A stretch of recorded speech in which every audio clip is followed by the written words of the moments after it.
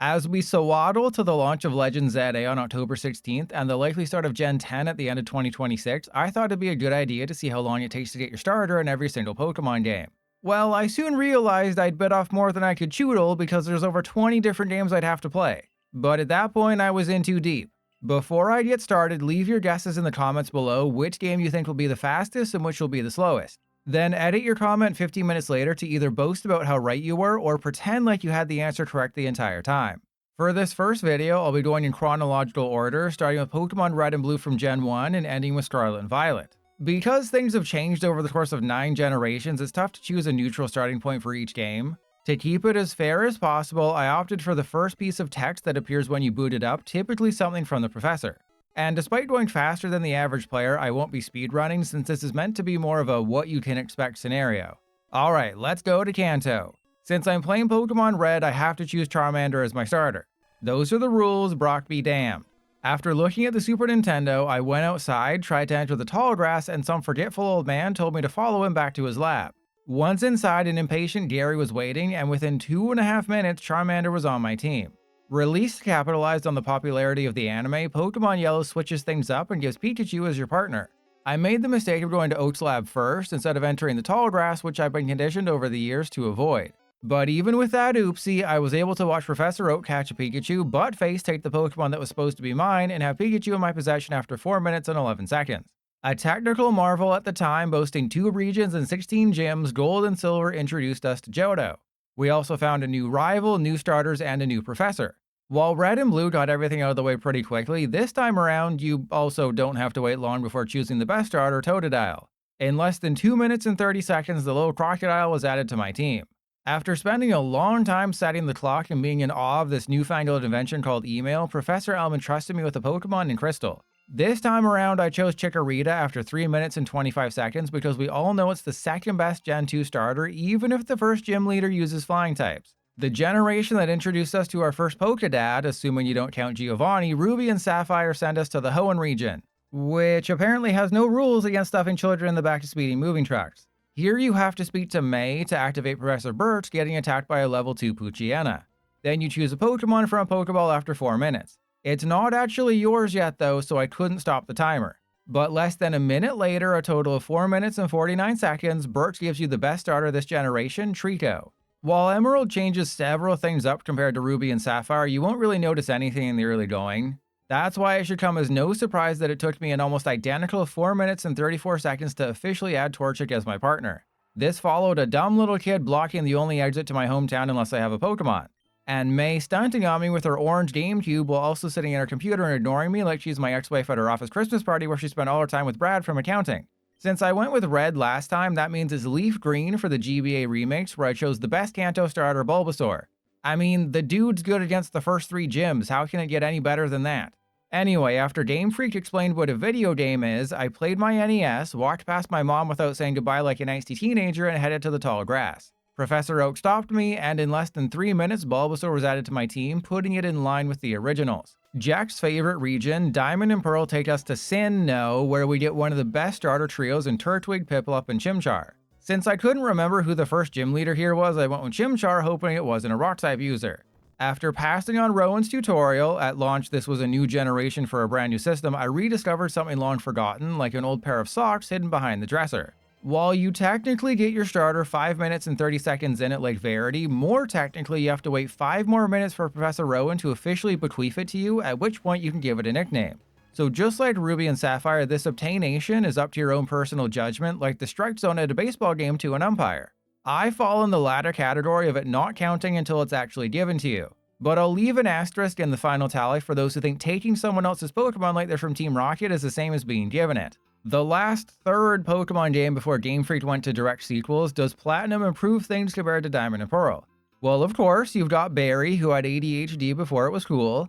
He tries to run off into the tall grass that surrounds your town, which you're not allowed to enter, meaning you're essentially a prisoner there unless you have Pokemon.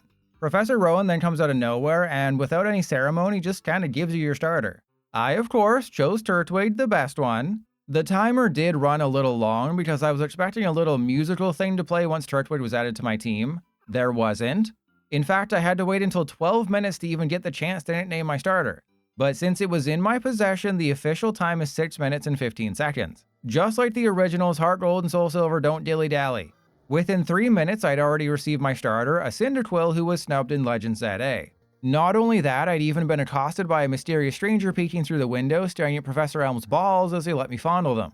I think we can all agree that there isn't a single good starter in the black and white Pokemon games. Hate me all you want, but going from Turtwig, Chimchar, and Piplup to Snivy, Tepig, and Oshawott was a major downgrade.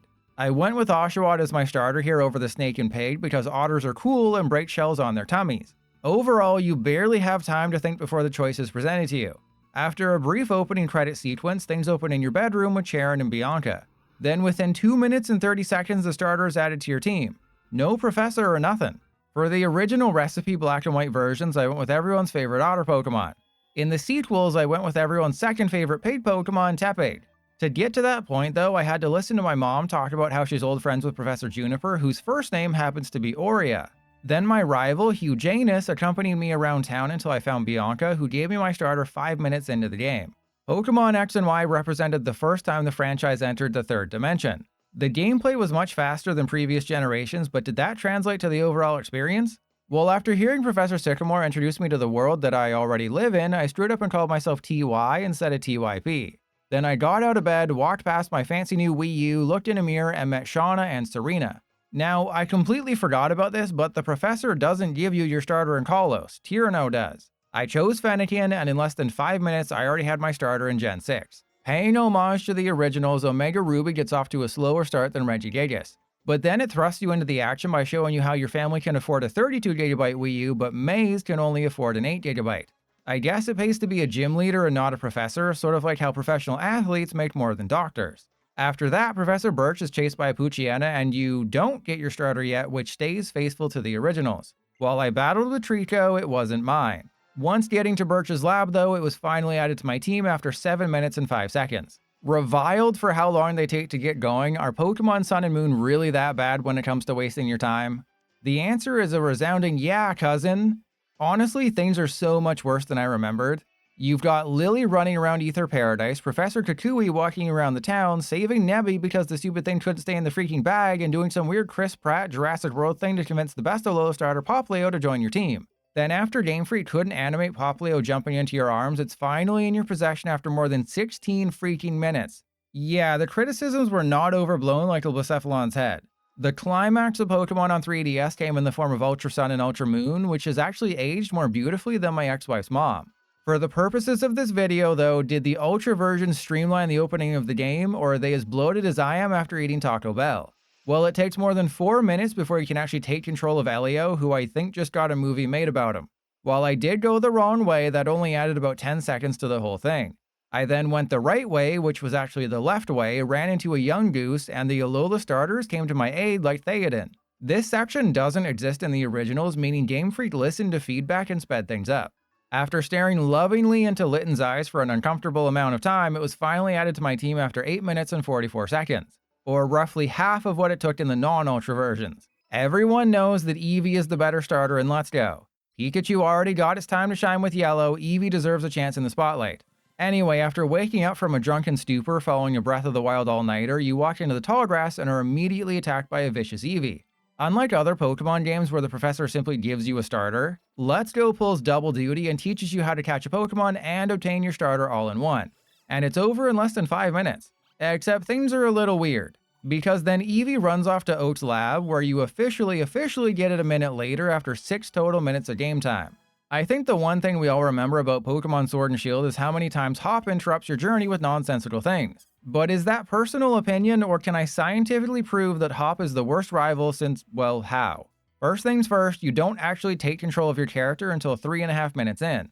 Then yes, Hop keeps talking incessantly until you arrive in Wedgehurst, where you meet Leon, who doesn't know where his house is even though it's within eyesight. Then after watching the starters mess around, you finally get to choose one, adding it to your party in just under 10 minutes. I of course chose Scorbunny, the worst Galar starter. Now we come to the Diamond and Pearl remake, so half-hearted that Game Freak couldn't even be bothered to develop them. I honestly forgot just how awful the graphics are. But enough about that. You go to Lake Verity, the professor forgets his briefcase, and you select a Pokemon from one of the balls. Technically, after 5 minutes, you receive your starter to battle though Starly. But more technically, it's not yours until you reach Sandgem Town 4 minutes later, and Professor Rowan gives it to you rather unceremoniously. I've only played through Legends Arceus once previously, and I vaguely recall it taking a long time to get going. After talking to God and getting my hands on an Arcephone, I helped Professor Laventon reacquire the 3 starter Pokemon before heading into Jubilife Village. Then Silene basically told me I have to kill myself to stay there or die trying. Finally, nearly 20 minutes in, the professor let me choose Cyndaquil as my starter, easily the best in the Hisui region. Coming in the rear, we have Scarlet and Violet and the Paldea region. I'm not ashamed to admit I've only played through these games once, so forgive me if there's a little Rustboro here. And also forgive me if I forgot that the school is called Naranja Academy. I always thought it was Mesagoza, which is the name of the city it's in. I didn't forget about Nemona though. As for the intro, Clavel takes his sweet time explaining the world of Pokemon, then Koraidon soars through the air, ultimately crashing by the shore. Things then shift to you, the lead character, who doesn't learn how to run until 10 minutes into the game. After an agonizing walk down a hill, you finally get to choose your starter 12 minutes and 30 seconds in, where I chose Sprigatito since Fuecoco was my starter in that original playthrough. Having now made my way through 21 different Pokemon games, I can scientifically say that the original games are the quickest to give you your starter, with Black and White sprinkled in there for good measure. As for the worst, that honor belongs to Legends Arceus, who takes 3 minutes more than Sun and Moon. Scarlet and Violet aren't great either, while the rest aside from Diamond and Pearl don't dawdle and give it up within 10 minutes. If you're wondering about Legends ZA, why not keep track yourself? Revisit this video when you pick it up and see how the new game stacks up against the rest. And I'm definitely not saying this to artificially inseminate the view count. I would never do that.